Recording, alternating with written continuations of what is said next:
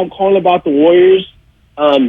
Specifically, the report that came out in terms of how much they're worth, right? Anthony Slater, I think the Morning Roast talked about it this morning.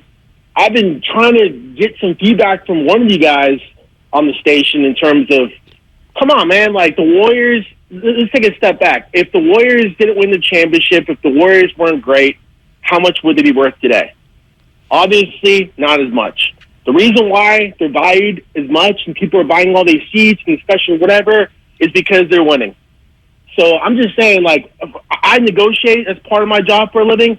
I'm telling you right now, Joe Lacob coming out and saying how much they're willing to spend, Draymond coming out asking for a max extension, it's all negotiating.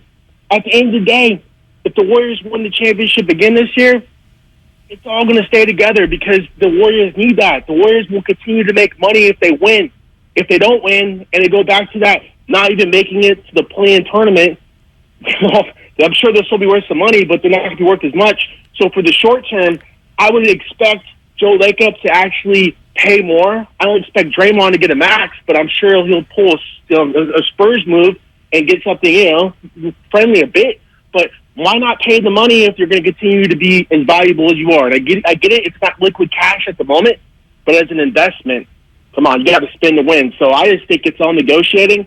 Joe Lacob just putting it out there. Draymond's coming in with the max, and everyone's going to be in the middle, and the Warriors will stay connected if they win the chip again. Well, we know this. Comes down to. We know this, Big Dave. We have not seen the number that Joe Lacob will not meet. We have not met that number yet. He has floated that there is a threshold which he will not cross. But again, he's only floated that. And whatever that number was that he would not cross yesterday has moved based on today's valuation. You would think it just has to. And that one title added, and I don't know how much of it was just the one title or the new media deal or just Chase Center being open in a world that is just moving on from the pandemic, so tickets are getting sold and concerts are selling out and they're open for business, 300 nights a year now at Chase Center. But a 25% increase year over year is an absurd number. That's absurd. The one thing it's more than just a championship. It really is. It's no, because they were talking about generating the most revenue after paying their revenue sharing check. And this comes from the Forbes story by Kurt Badenhauser. And Mike Ozanian, I'm sorry. Kurt Badenhauser's Get it right. No.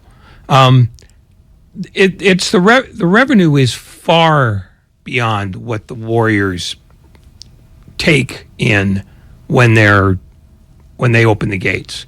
It's about the sponsorship deals that they've had running for several years now. It's not just this championship. It's the run they've had. This is a buildup of years of being able to get any sponsor they want at the price they want because they've won not just this last year, but over the years. The other thing is real estate. It's like compounding interest, basically. Yeah, it's also the real estate, which they're just now figuring out how to develop around the arena. So, they're fine. And the other thing that was mentioned in the story is that the NBA is now starting to operate investment portfolios for each of its teams that are separate from whatever they do on the court or in their buildings. And so they're basically operating like the NFL now, is where they're making money that they're not even having to invest. And at that point, you're a casino. Yeah, what is it called? A latent income?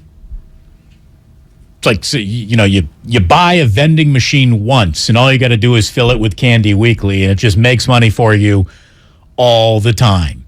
And that's sort of what they've got right now. They've got this huge vending machine.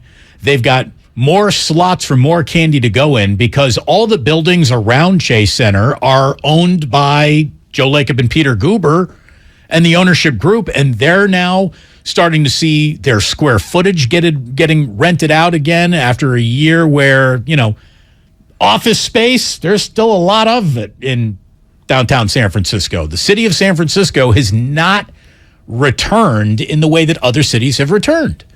So as those buildings start to fill up, as this brand continues to win, as the global brand of Steph Curry continues to sell anything he touches like hotcakes, and the Warriors get a huge piece of that percentage, it's a money-making machine. Now, the other question that was asked, like, let's say they have 0 championships. I guess it's almost easier to imagine, like, what would the Warriors' timeline look like had they never drafted Steph Curry? Because if they never drafted Steph Curry, I think it's safe to say that none of this happened, right? No, Stephen Curry is the single most responsible figure in making all this happen. Without a doubt. So they never draft Steph Curry. They have 0 championships to show for it. They do not get the land. They're probably still at Oracle Arena, right? They probably they're don't definitely at Oracle Arena. Yeah, they don't get the land deal, which is part and parcel of their value now. I would say that the Warriors are worth somewhere in the mid to high $4 to $5 billion range. Oh, I think much less. Maybe even less. But here's the deal. There's the median NBA price is like $3.5 billion, right? No, it's 2.8. Is it 2.8? Yeah. Okay. That's according to the story again in Forbes. All right. So 2.8. I think the least valuable franchise is the Pelicans. I saw them coming in at $1.6 billion. They wouldn't be the Lakers. They wouldn't be the Knicks. But they would be one of those $4 to high $3 billion thing, because they're still doing business in the Bay Area. They're still doing business in the Bay Area, but they don't have nearly the buzz, which means they don't have nearly the sponsorships or the ad money. I'm going to guess they're in the lower half of the league, probably in the neighborhood of 2.5. 2.5. Yeah, I mean, Stephen Curry and those 4 championships has put roughly $4.5 billion on top of their valuation because they don't get the new arena.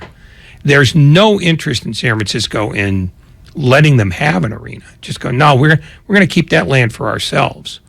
And they're not selling out every night. Remember, they didn't start selling out till the start of the 2014 season. Before that, they were drawing okay, but they weren't filling the building. Right, their buildings filling, their sold-out nights were dependent on quality of opponent. Exactly. So, there's the difference between, the world in which they currently live and the world in which they would have lived if the Minnesota Timberwolves had done the right thing and drafted him instead of Johnny Flynn is at least threefold, if not 4. By the way, if you want to know how valuable Steph Curry is to the Golden State Warriors, just ask Andre Iguodala. Steph got a piece of that? You tell me.